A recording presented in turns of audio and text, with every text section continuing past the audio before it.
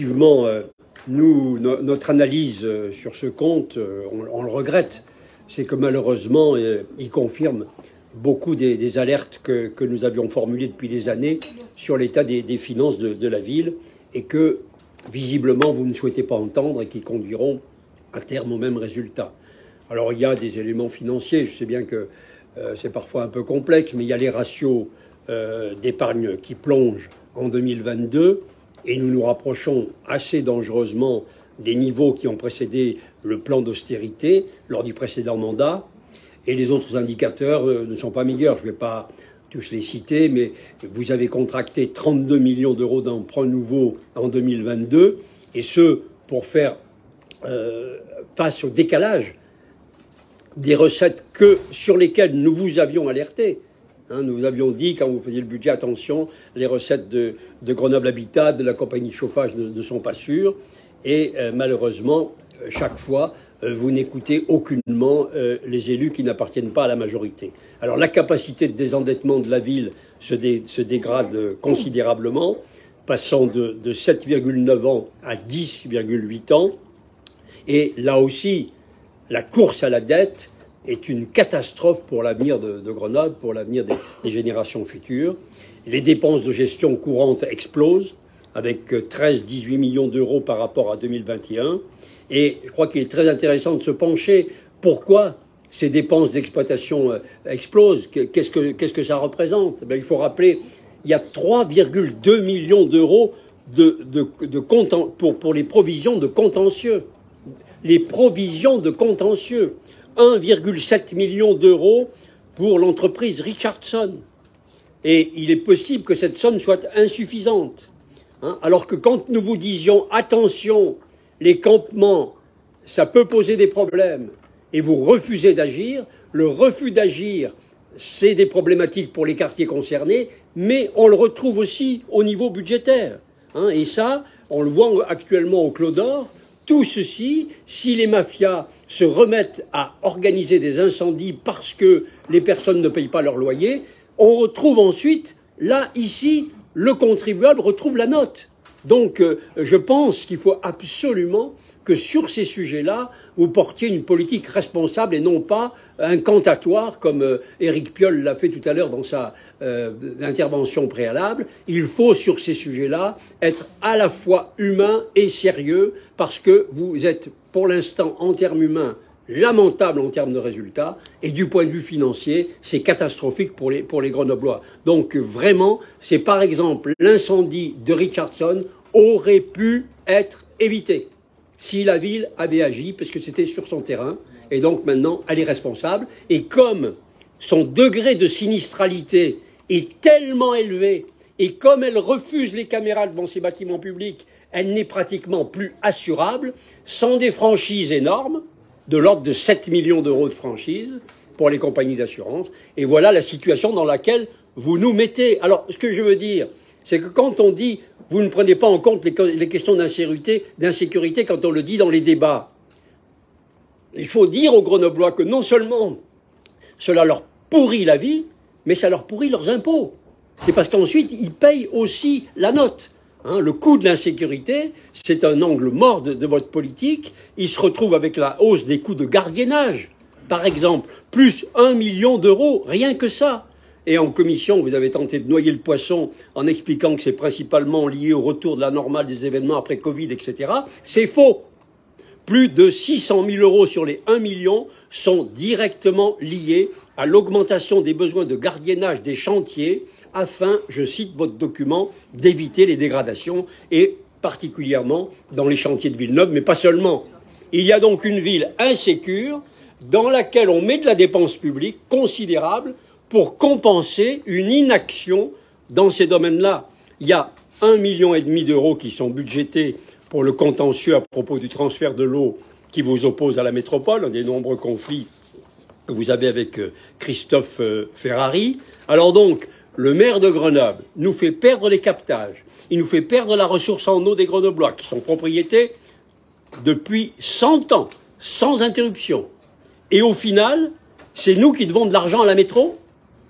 Moi, j'avoue que quand je vois un maire qui souhaitait diriger les négociations internationales de la France en étant candidat à la présidence de la République et qui négocie comme ça le transfert de l'eau, je suis extrêmement dubitatif. Alors, si vous étiez capable de communiquer normalement avec la métro, nous aurions pu éviter cette dépense. Mais chacun a bien compris que ce n'est pas votre qualité première, quoi qu'en ait dit le maire dans son propos introductif, puisqu'il a indiqué que c'était Christophe Ferrari qui n'était pas apte au dialogue. Mais pourquoi l'avoir choisi en 2014 comme président, d'ailleurs, au passage? Alors, vous considérez, je vous dis pour les contentieux, le restaurant du musée, avec votre méthode d'exclure le gérant précédent, contentieux, éventuellement coût de financement, à votre arrivée à la mairie, la régie qui gérait le ciel, contentieux, on va retrouver la note dans les budgets.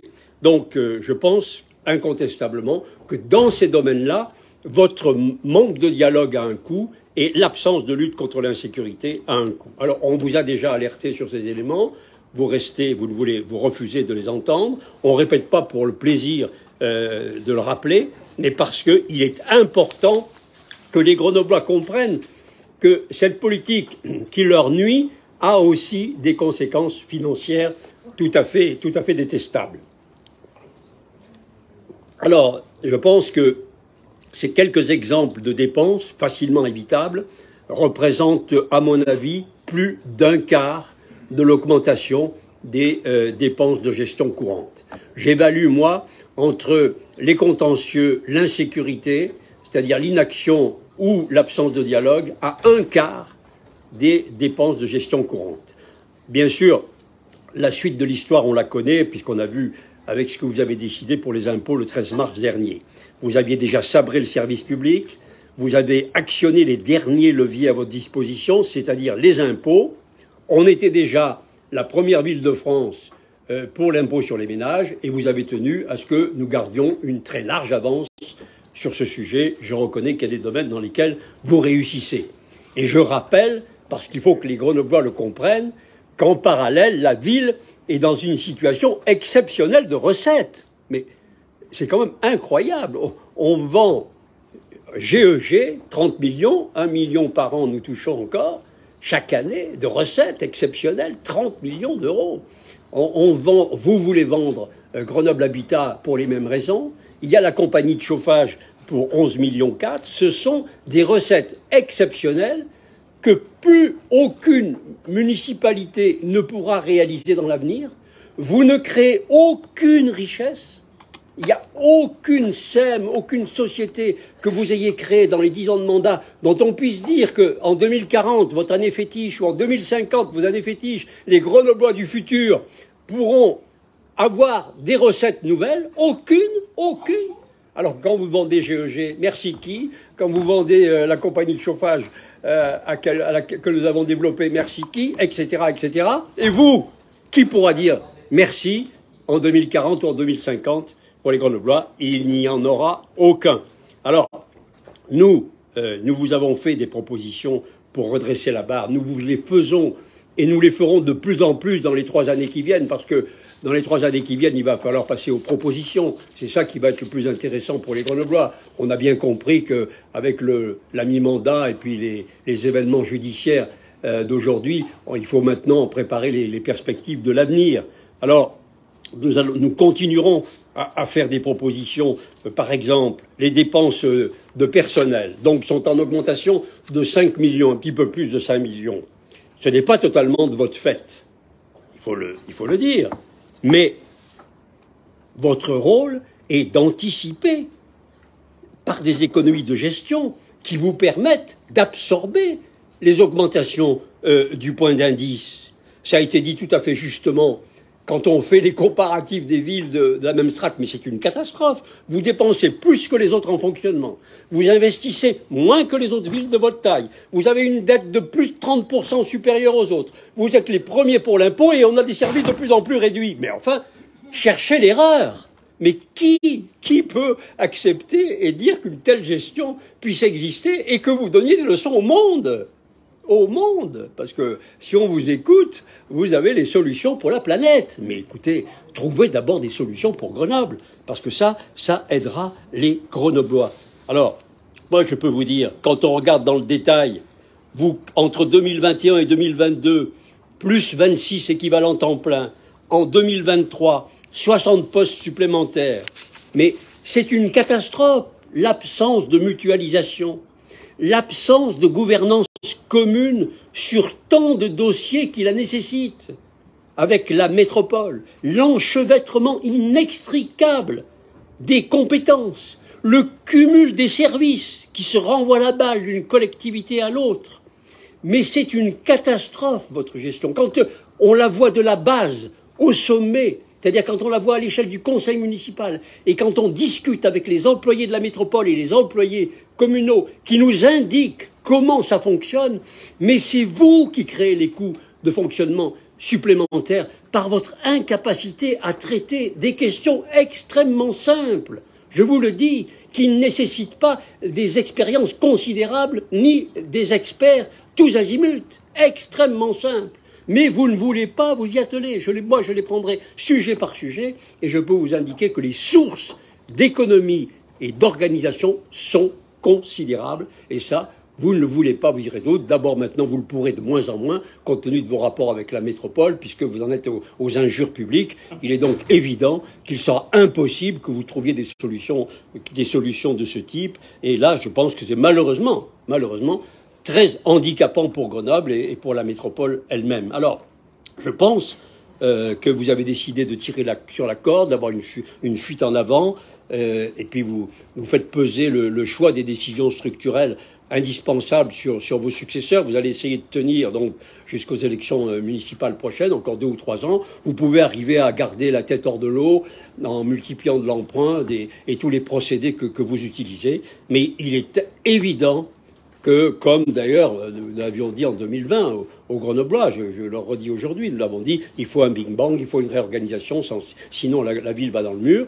On est allé dans le mur avec les plus de 30%, et là aujourd'hui nous le disons aux Grenoblois, avec ces comptes tels qu'ils sont, les mêmes causes produiront les mêmes effets, et peut-être cela tiendra jusqu'au lendemain des élections municipales, mais au lendemain des élections municipales, la ville sera dans une situation d'asphyxie sur tous les critères, dette, fonctionnement, sur tout cela, elle sera dans une situation inextricable et les décisions devront être prises. Alors nous vous le disons, nous cautionnerons bien sûr pas ça, nous continuerons à le dénoncer, et surtout, au fur et à mesure, nous ferons des propositions très concrètes parce qu'il ne s'agit pas seulement de dire il faut, nous dirons le comment on peut arriver à gérer une ville différemment pour ne pas aboutir à la situation dans laquelle vous la mettez.